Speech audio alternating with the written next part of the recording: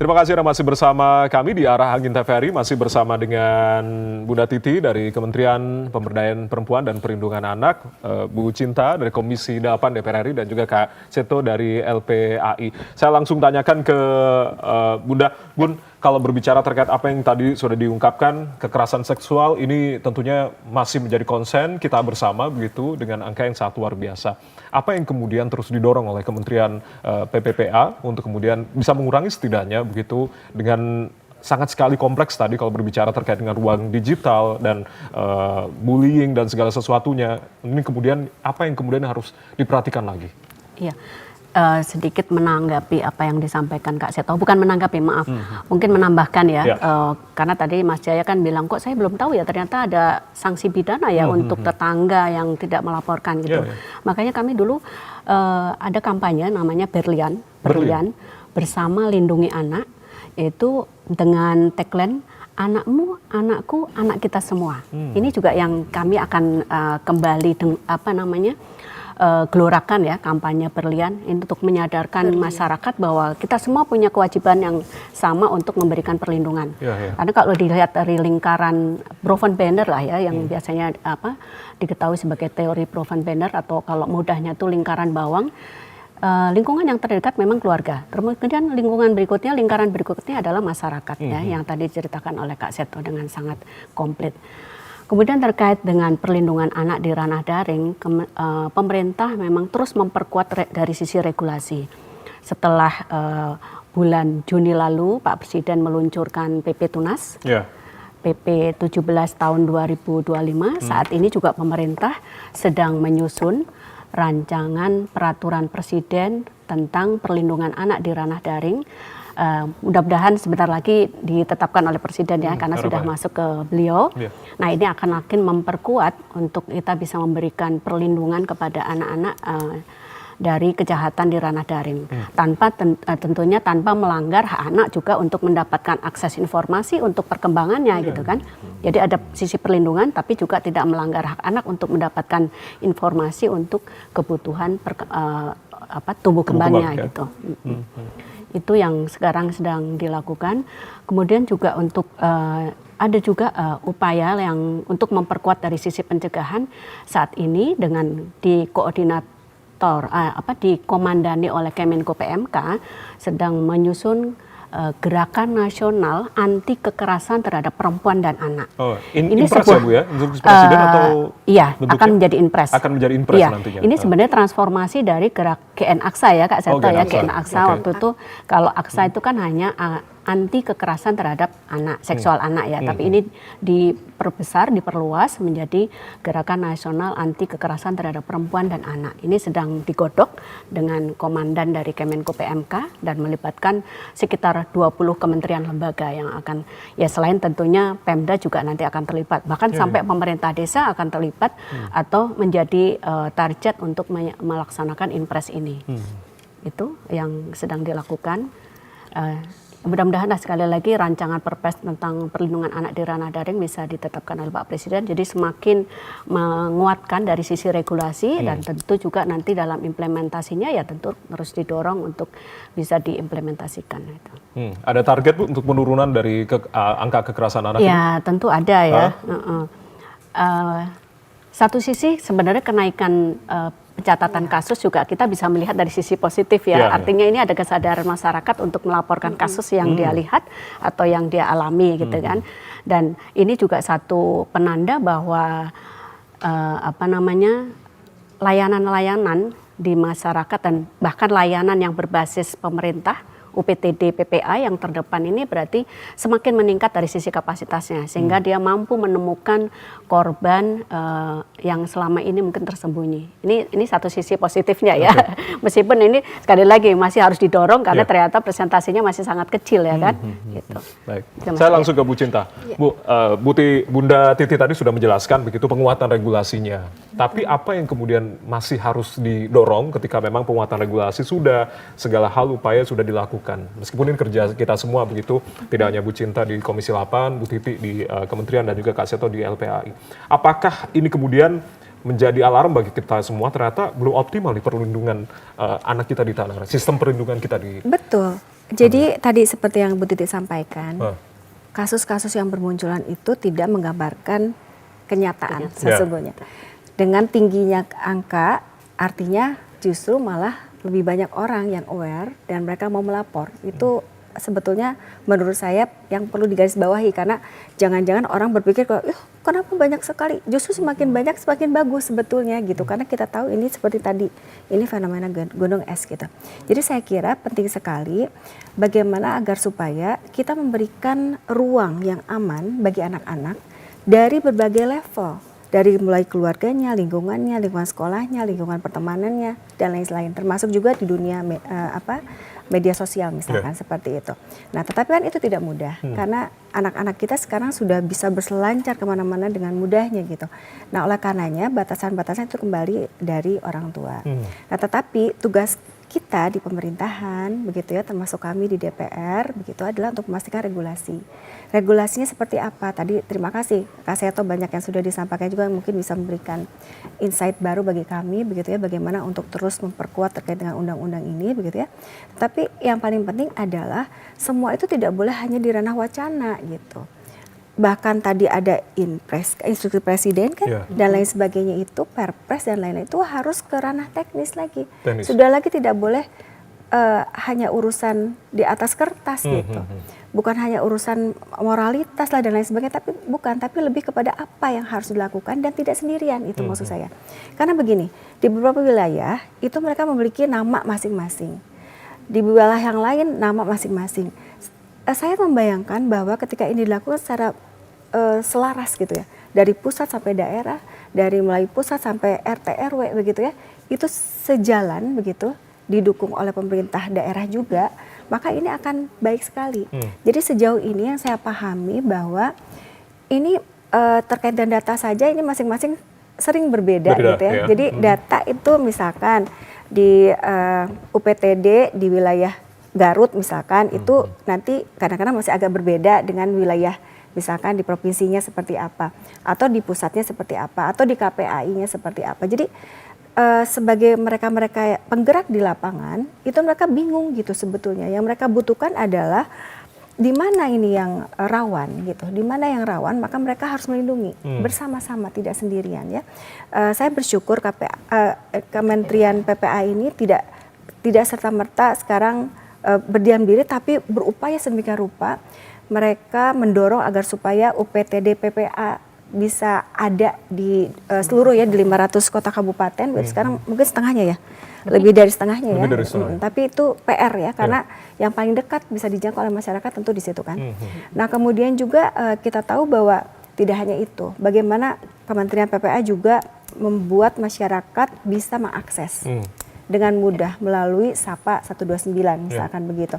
Dan tidak hanya itu, yang penting dilakukan adalah merangkul semua elemen sehingga diharapkan nanti tidak berjalan sendiri-sendiri tadi, maksud saya begitu.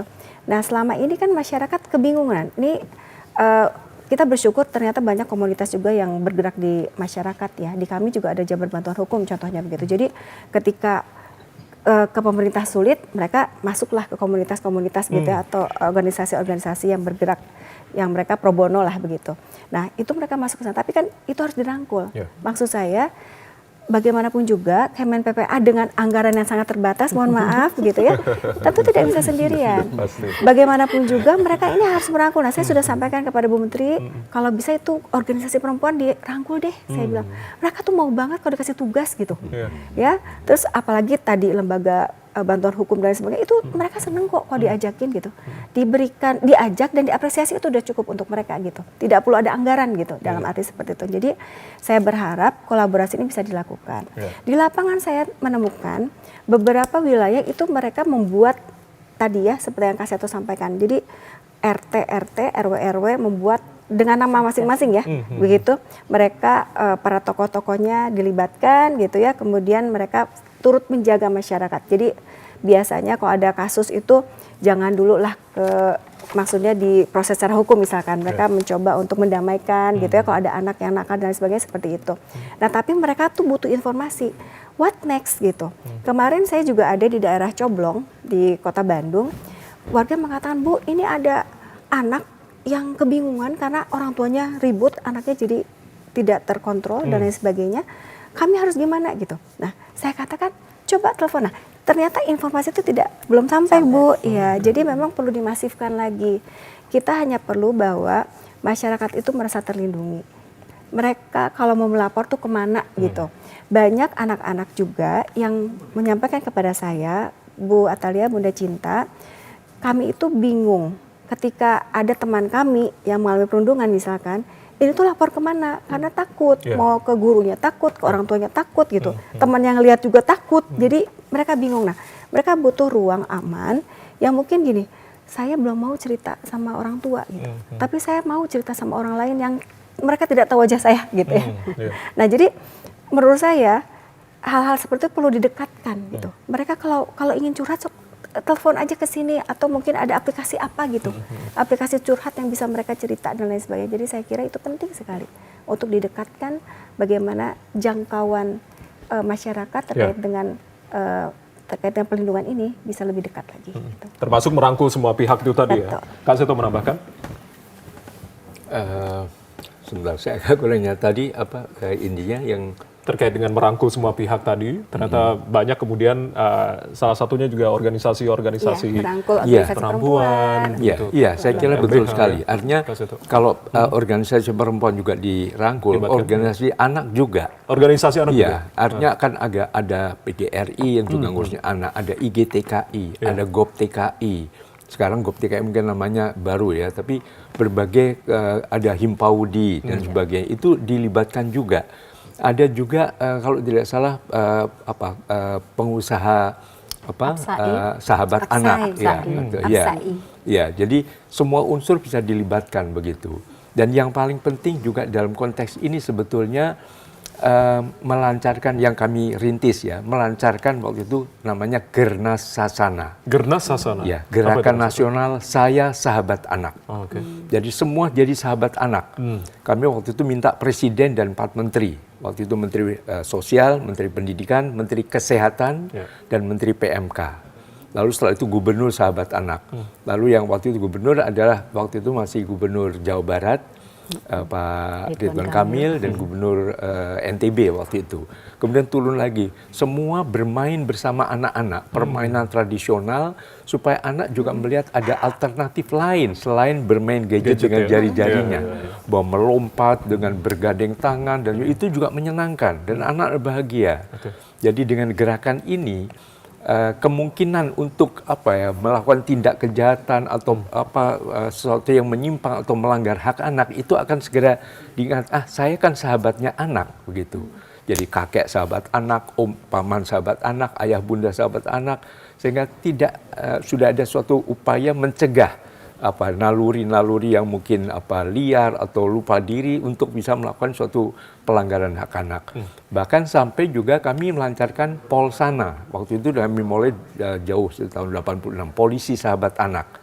Sampai kemudian dipakai oleh Mabes Polri dengan singkatan Polsanak, pakai A. Nah, kami juga melancarkan Hakim Sahabat Anak, kemudian Jaksa Sahabat Anak, Politisi Sahabat Anak, Mahasiswa Sahabat Anak, dan sebagainya. Jadi ini yang membuat semua peduli pada perlindungan anak karena menjadi sahabatnya. Sehingga ada suatu pencegahan secara internal, saya kan sahabat anak, begitu.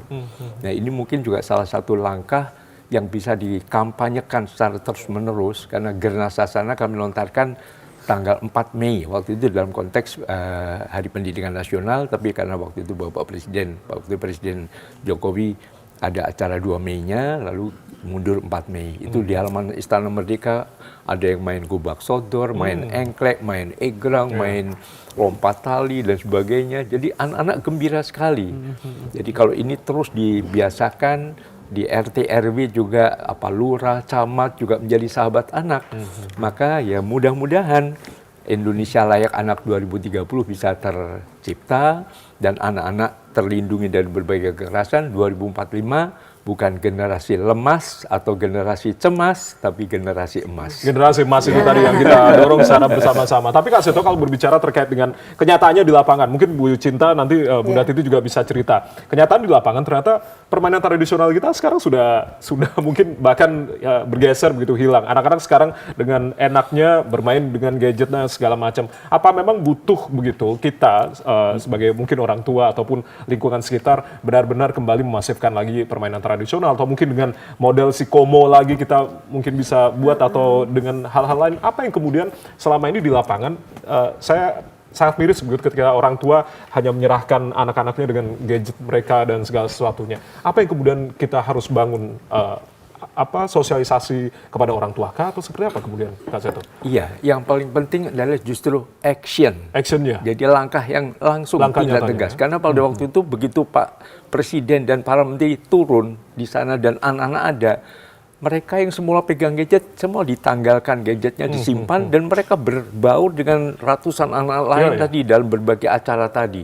Begitu waktu di Jawa Barat, waktu di NTB juga demikian ya. Jadi intinya sebetulnya apa ya, kepedulian kita, keseriusan kita, tadi sudah disampaikan Ibu Cinta juga. Kadang-kadang kita tidak peduli, ada pembiaran, paradigma mengenai anak masih banyak yang keliru.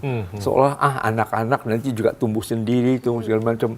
Anak-anak adalah ibarat bibit-bibit bunga yang ditanam di Taman Sari Keluarga, Taman Sari Indonesia, yang kalau tidak disediakan pupuk, tidak disiram, tidak dirawat, dilindungi dari terpaan angin dan petikan tangan jahil, ya lama-lama layu sebelum berkembang. Jadi harus ada langkah tegas action, yaitu tadi Gerakan Nasional Saya Sahabat Anak perlu dikomandokan, dan mudah-mudahan nanti film Sahabat Anak yang kami inisiasi. Tanggal berapa Kak Seto? Itu? Insya Allah 20 November. 20 November sekaligus ya? dalam hari tidak sabar. keluarga, hari keluarga sedunia. Hari keluarga sedunia. Hari anak Hari sedunia. anak Hari sedunia anak ya? nasional 20 November. 21 November, oke. Ya, dengan harapan ya, dan ini didukung oleh begitu banyak anak-anak berbagai lapisan juga. Dan intinya itu mengingatkan semua pihak, ayolah kita menjadi sahabat anak. Luar biasa. Saya juga bangga juga dengan film-film animasi Indonesia yang kemudian sudah berkembang sangat luar biasa begitu ya. Tapi nanti saya akan minta tanggapan juga Bu Cinta dan juga Bunda, apa yang kemudian harus kita perhatikan juga kerja kita semua begitu, perlindungan anak itu tidak hanya orang tua, tidak hanya kementerian, tidak hanya Komisi 8 dan juga LPAI. Usai jeda kita masih akan membahas satu segmen lagi. Tetaplah bersama kami.